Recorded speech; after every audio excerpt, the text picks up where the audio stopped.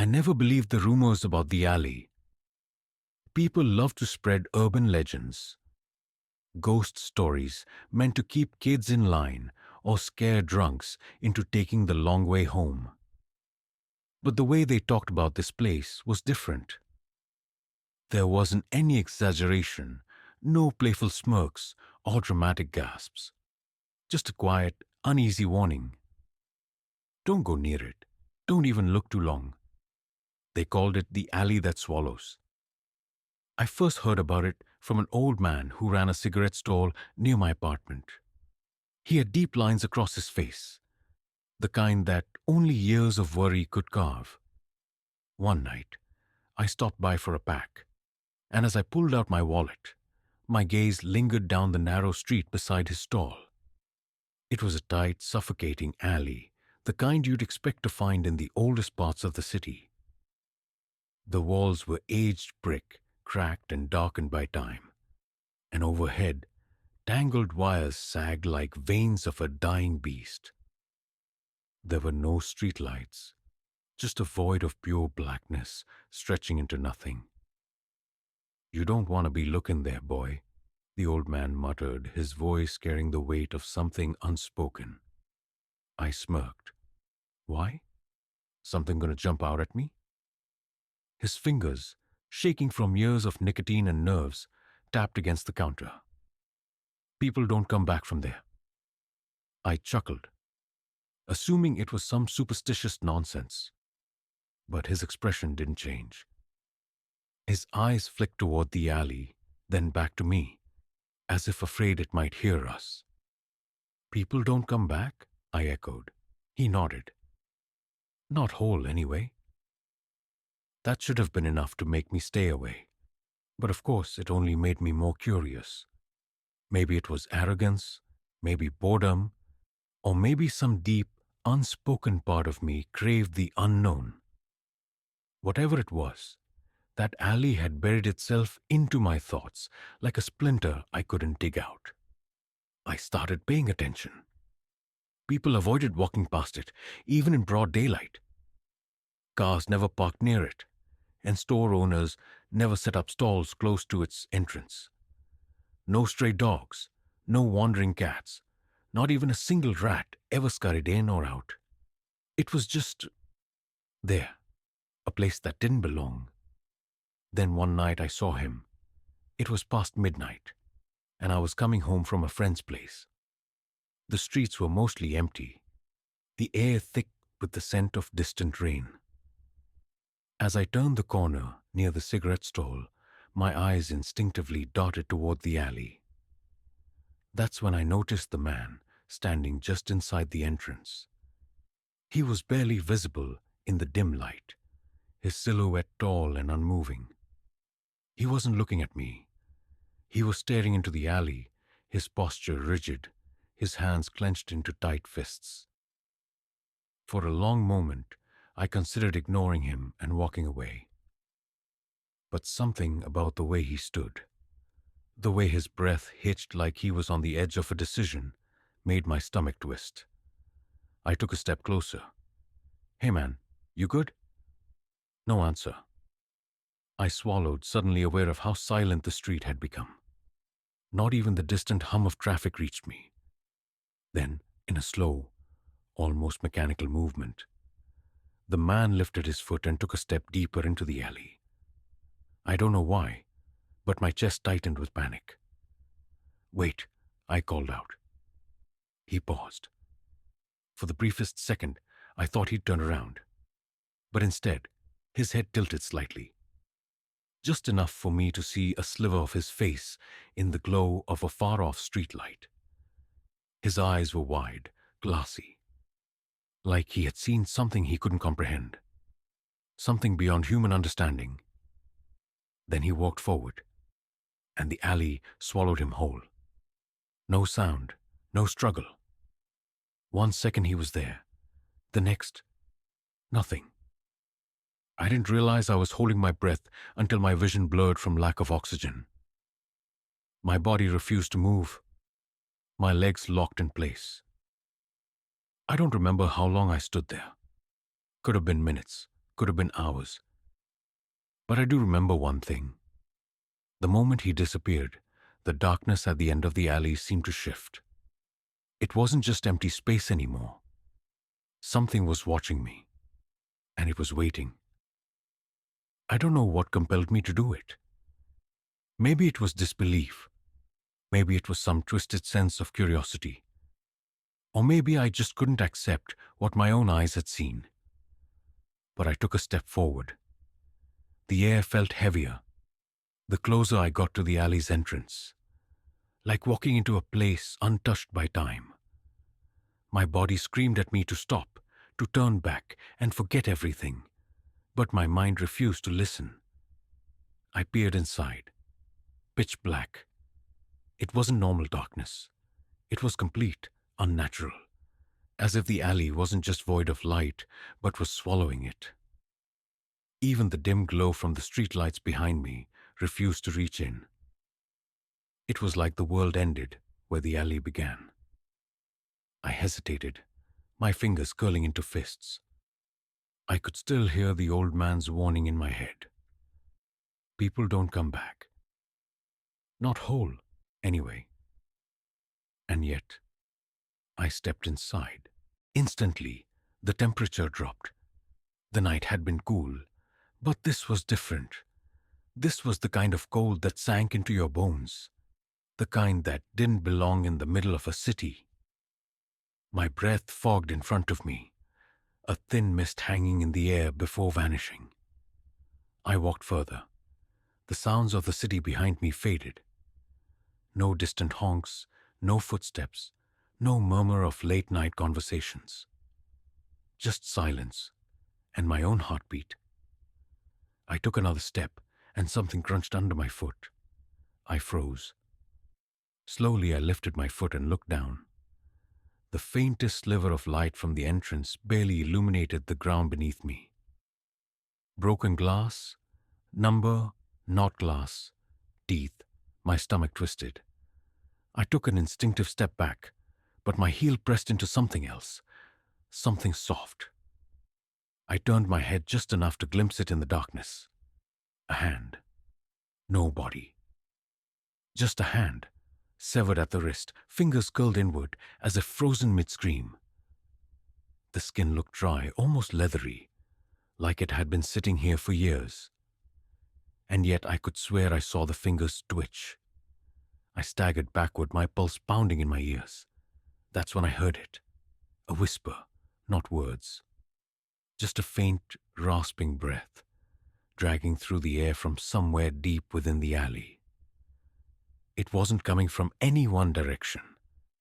It was all around me. I spun toward the entrance, suddenly desperate to leave. But the moment I turned, my blood ran cold. The alley was longer than before. I had only taken a few steps inside. I should have been able to turn right around and walk out. But now, the walls stretched farther. The entrance, a distant narrow slit of light that seemed miles away. This wasn't possible. I ran. I sprinted toward the exit, my breath sharp in my throat. The alley seemed to stretch, the ground beneath me shifting. The harder I ran, the farther away the light seemed. And then, I heard footsteps behind me. Slow, deliberate. Someone, something, was walking toward me. I didn't look back. I couldn't.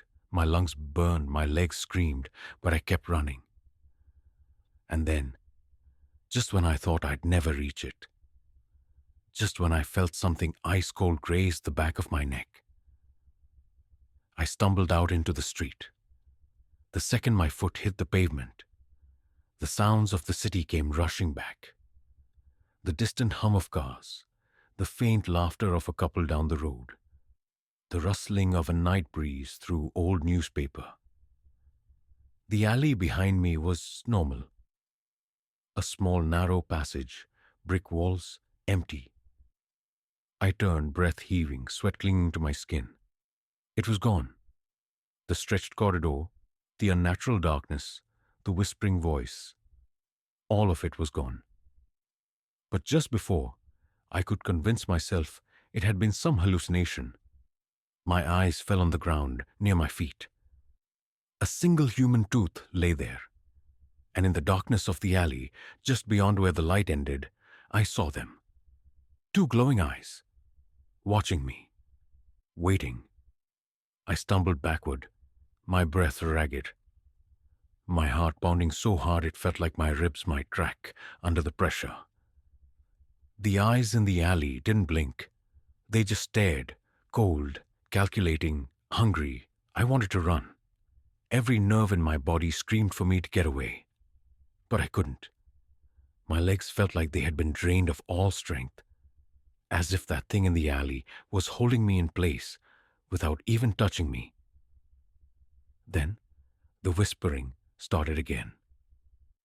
But this time, it wasn't coming from the alley. It was behind me. A slow, raspy breath tickled the back of my neck. Too close, too real. My body went rigid, my skin prickling with the unmistakable sensation of being watched from all sides. I turned my head just enough to glimpse the reflection in a nearby shop window. And what I saw nearly made my heart stop. A figure stood directly behind me. It was tall, too tall, its form draped in tattered, shifting shadows. Its face was obscured, but its mouth was squeezed too wide, stretching unnaturally across its gaunt face, filled with rows of jagged, uneven teeth. And it was crooked and done grinning. I spun around, ready to fight, ready to run, ready to do anything. But there was nothing there. Just the empty sidewalk, the distant neon glow of the city, and the alley that azure should not exist. I gasped for breath, my fingers shaking as I wiped the cold sweat from my forehead. Had I imagined it? Had the fear gotten to me so badly that I was hallucinating? Then I heard my phone ring. The sudden noise jolted me like a gunshot. I fumbled to pull it from my pocket, my fingers numb and clumsy. The caller ID was unknown number. My stomach clenched. Every instinct told me not to answer, but my thumb moved on its own, and before I could stop myself, I pressed the screen. I hesitated. Hello? Silence. Then a wet, distorted voice crackled through the speaker. Not words. Not exactly. More like a garbled imitation of human speech, layered with something else. Something inhuman. You look too long. A shriek of static pierced my ears, and I yanked the phone away, nearly dropping it. The screen flickered violently before dying completely, and in the reflection of the dark screen, I saw them again. The eyes, right behind me. I whirled around, but the street was still empty. My head spun, my chest heaving, as the world around me seemed to tilt. I needed to get out of here. I needed to get home. I turned on my heel and ran. The city blurred around me as I sprinted through the streets. I didn't care about the strange looks I got from the few people still out this late. I didn't stop, didn't slow down, didn't dare to glance behind me. By the time I reached my apartment building, my lungs were burning. I fumbled for my keys, nearly dropping them as I jammed one into the lock. The door swung open, and I slammed it shut behind me, locking every bolt in place. I pressed my back against the door, gasping for air, my mind racing. What the hell just happened? It wasn't possible. None of it was possible. And yet, it had happened. I pulled out my phone, praying it would turn back on. The screen remained black. Then, from outside my apartment door, knock, knock, knock. Each knock was slow, deliberate, impossibly loud against the silence of the hallway. I held my breath. My peephole was covered, a void of complete darkness, as if something was standing there, blocking the light. Then from the other side of the door, a whisper. You brought it home. I pressed myself against the door, my chest rising and falling in frantic gasps. The air in my apartment felt thick, suffocating, as if something unseen was pressing down on me from all sides. My fingers trembled as I reached for the deadbolt, reinforcing the lock, even though deep down I knew. Locks wouldn't keep it out. The knocking had stopped, but the silence was worse. I strained to listen, my pulse hammering in my ears. There was nothing. No footsteps, no breathing, no movement. But I felt at it. It was still there, waiting, watching. And then a whisper, not from the door, not from outside. From inside my apartment. My blood turned to ice. The voice was soft, broken, as if it had been stitched together from 1,000 different mouths. You shouldn't have looked. I spun around, my body moving before my mind could catch up. The apartment was dark, but something was off. The shadows were wrong. They were moving. Shapes slithered across the walls, stretching unnaturally, writhing like living things. The room felt smaller, closing in, the corners warping into something that shouldn't exist. I took a shaky step back. A floorboard creaked. Not mine. The breath caught in my throat as I turned my head toward the hallway leading to my bedroom. The door was ajar. I never left my door open, and inside the darkness of my room, just beyond the threshold, 2 eyes. Not human, not animal. They glowed faintly, shifting, tilting, grinning. A sharp, high-pitched sound filled the air, distorted, static-like, as if something was trying to speak through a broken radio. Then slowly, a figure crawled out from the darkness. Its limbs were too long, bending at impossible angles as it dragged itself forward. Its head lolled unnaturally, its mouth stretched wide in that horrific, too wide grin. It was inside. My breath hitched. My body screamed at me to run, but I couldn't move. Then the lights flickered. For a split second, the room was bathed in harsh white light. And I saw it. A dozen hands reaching from the walls. Mouths where they shouldn't be. Shadows twisting, reshaping, forming something, wrong. Something goes ancient, something go hungry. The light blinked out again. Darkness. And then pain.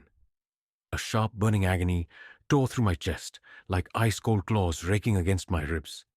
I choked, stumbling back, my hands instinctively clutching at my body. But there was nothing there. Nothing but the unbearable, crushing weight of something unseen sinking into me. It was inside me. I staggered, my vision swimming. The walls pulsed like they were alive. The whispers growing louder, closer, burrowing into my mind. You brought it home. I collapsed to my knees, my head spinning. I could feel it now, pressing into my skin, my bones, my soul. My thoughts weren't my own anymore. A new whisper slithered into my ear, softer this time, amused. Now you're part of it. I tried to scream, but my voice was lost in the suffocating dark. And then, silence. The lights flickered back on. The room was empty. The walls were normal. No eyes, no hands, no twisted shadows. Just me. I slowly rose to my feet, my body heavy, my head throbbing. I turned toward the mirror, hanging in the hallway, and my reflection smiled, not my real smile,